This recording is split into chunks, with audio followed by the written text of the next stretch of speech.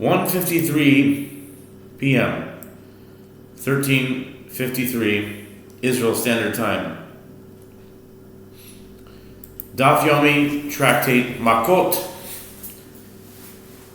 9a, top of the page. Makos 9a, top of the page, with the word she'ein ba shavaputa. The Amar Rabbi Ami, Amar Rabbi Yohanan, Higa she'ein ba shavaputa lo ike, v'lo makshinan haka'a liklala. That does not have the capacity to cause damage worth one pruta, as Rabbi Ami says, that Rabbi Yochanan says, although one who strikes another pays damages and is not flogged, if he struck him with a blow that does not have the capacity to cause damage worth one pruta, since there is no payment, he is flogged for violating a Torah prohibition. The Gemara comments, and according to this opinion, contrary to those who hold it based on their virtual juxtapositions, see Exodus 21:15 and 17, or on an analogy between them, the halachot of striking and cursing are identical. We do not liken striking to cursing. Therefore, although one is flogged for cursing another, only if the other comports himself as an observant, God-fearing Jew, one is liable for striking another even if the other was a sinner. And they say here, for example, a Samaritan. Okay? Chutz ve'al yedei ger toisha v'chulei alma ger toisha goyu ema seifa ger toisha goyu al yedei ger toisha amar kahana lo ikashia kan beger toisha v'harag ger toisha kan beger toisha v'harag Yisrael. The Mishnah teaches everyone is exiled due to their unintentional murder of a Jew, and a Jew is exiled due to all of them, except for when it is due to a ger toshav, a ger toishav. A ger toshav is exiled due to his unintentional murder of a ger toshav. The Gemara comments, apparently one may conclude that a ger toishav is a Gentile, and therefore he is not exiled when he unintentionally kills a Jew. Say the latter clause of the Mishnah, a ger toishav is exiled due to his unintentional murder of a ger toishav, indicating that his halachic status is not of a Gentile, as Gentiles are not liable to be exiled. There is an apparent contradiction between the two clauses in the Mishnah. Rav Kahana said, this is not difficult. Here, in the latter clause of the Mishnah, it is in the case of a ger toishav who killed a ger toishav, as he is exiled. There, in the first clause, it is in the case of a ger toishav who killed a Jew. In the case described in the first clause, he is not exiled, as his halachic status is not that of a Jew, for whom the sin of unintentional murder of a Jew can be atoned through exile. Ikadrami karayadadi ketiv livnei Yisrael v'leger toisha b'tocham tiyela shesh ha'arim uketiv v'hayu lachem ha'arim lemiklat lachem v'lo legerim. Amar Rav Kahane lo ikashia kan beger toisha sheharag Yisrael kan beger toisha sheharag ger toshav. There are those who raise the contradiction between two verses. It is written, for the children of Israel, and for the stranger, and for the resident among them shall these 6 cities be for refuge. Numbers 35:15, indicating that a ger toishav is exiled, and it is written in a previous verse, and the cities shall be for you for refuge. Numbers 35:12. from which it is inferred a refuge for you, but not for a gertoisha, indicating that a gertoisha is not exiled. Rav Kahana said, this is not difficult. Here, the verse that indicates that they are not exiled is concerning a gertosha who killed a Jew. There, the verse that indicates that they are exiled is concerning a gertosha who killed a gertosha. Okay?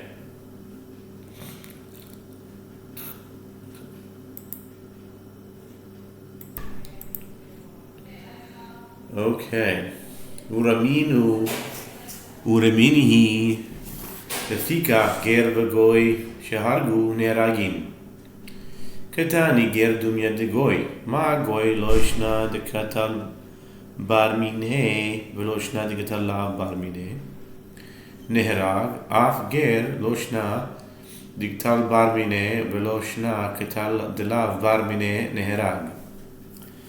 And the Gemara raises the contradiction to the halacha of the Mishnah from a Braita, which teaches, therefore a ger toshav and a Gentile who killed a person are killed, even if they did so unintentionally. Not my words, just the Talmud. The Gemara infers based on the juxtaposition of a ger toshav and a Gentile in the Braita.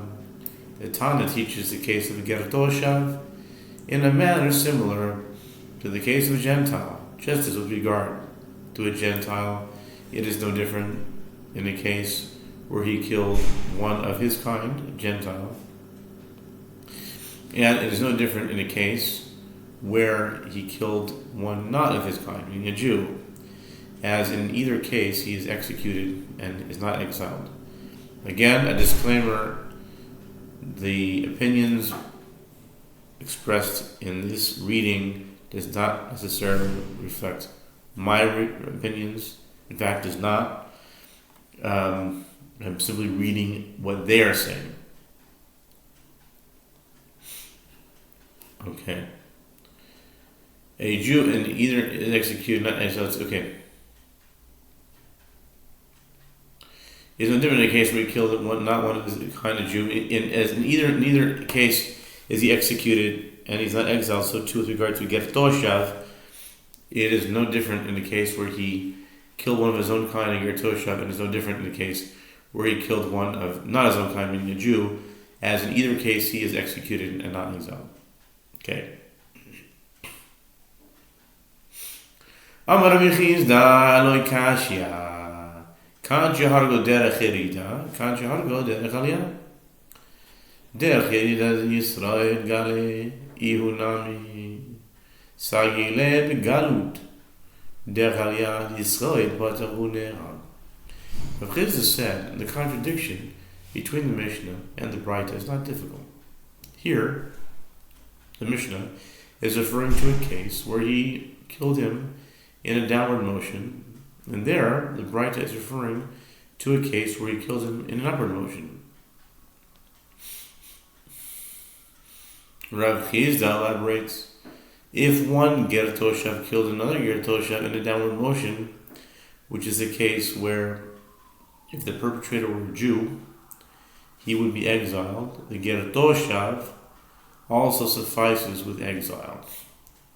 But if the Ger Toshav killed his counterpart in an upward motion, which is the case where if the perpetrator were a Jew, he would be exempt from exile, the Ger Toshav is executed.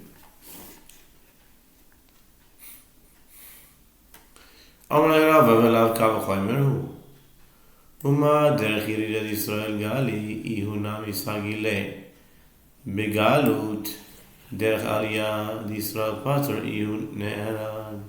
Rava said to him,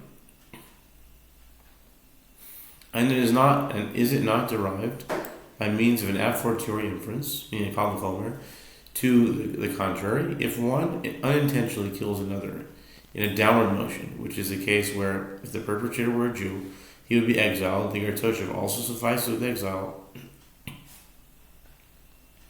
The Ger Toshav also suffices with exile and nothing more. But if he killed in an upward motion, in which case, if the perpetrator were a Jew, he would be exempt from exile. Is he killed? Ela amar Rava be'omer mutar. Amar le Abaye omer mutar anusu. Amar le Shani omer mutar karova mezidu. Rather, Rava said, the case in the Braita where a Ger Toshav is killed, rather than exiled, is where the Ger Toshav who killed another Ger Toshav says that it is permitted to kill the victim. If he killed him unintentionally, he is exiled in accordance with the ruling in the Mishnah. Abaye said to him, one who says that it is permitted to kill the victim is a victim of circumstances beyond his control, as he was unaware of the prohibition. Why then should he be executed? Rava said to him, that is not the problem. That's not a problem. As I say, with regard to one who says that it is permitted, since he intended to kill the other, his action borders on the intentional.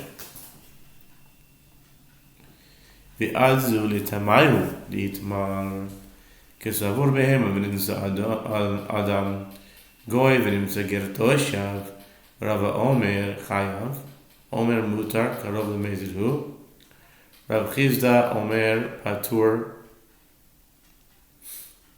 omer mutar anuz hu. The Gemara observes, and Rava and Rav Chizda follow their standard line of reasoning, as is indicated by the fact that it was stated that they disagree in the case of a Ger Toshav who killed a person. If he thought he was killing an animal and it was discovered that it was a person, or he thought that he was killing a Gentile and it was discovered that it was a Ger Toshav, Rava says he is liable to be executed, as with regard to one who says that it's permitted, his action borders on the intentional.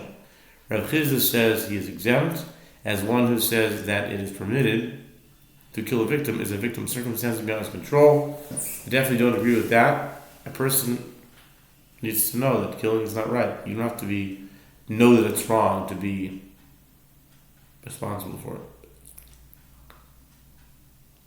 At least lock him up or something. If a person is an adult and doesn't know that killing is wrong, that person needs to be locked up. End of story.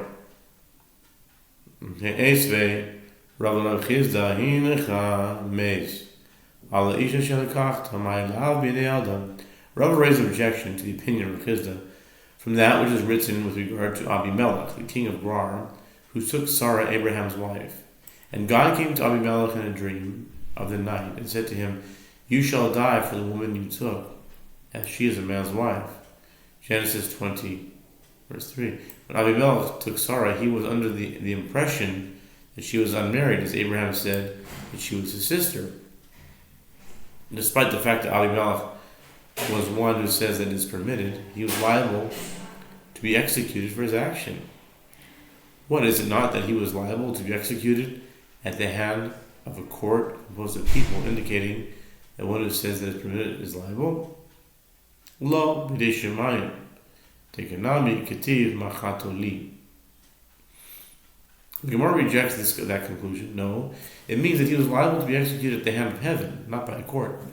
The Gemara adds, the language of the verses is also precise in this regard, as it is written, and I have also prevented you from sinning against me.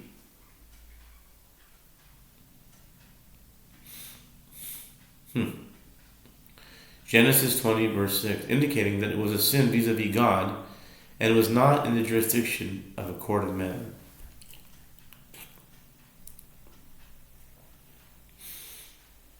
The Gemara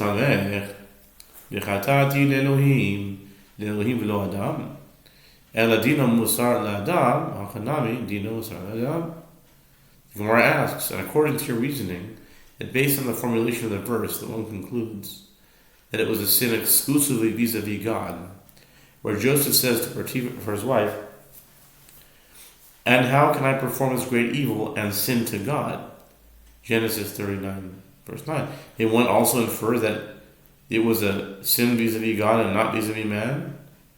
Joseph is referring to adultery, which is punishable by execution according to the Noachide laws as well. Rather, in that case, it means that although he performed a sin vis-a-vis God, his judgment is given over to the ruling of man. Here too, the verse about Abimelech, it can be explained that although he performed a sin vis-a-vis God, his judgment is given over to the ruling of man. There is no proof from this verse with regard to the status of one who says that it is permitted to perform a transgression. Esvei Abaya lerove hagoy gam tzadik tarog hakam hasam nikedeka mahadri ilave v'ata sheve shedaish kinavihu.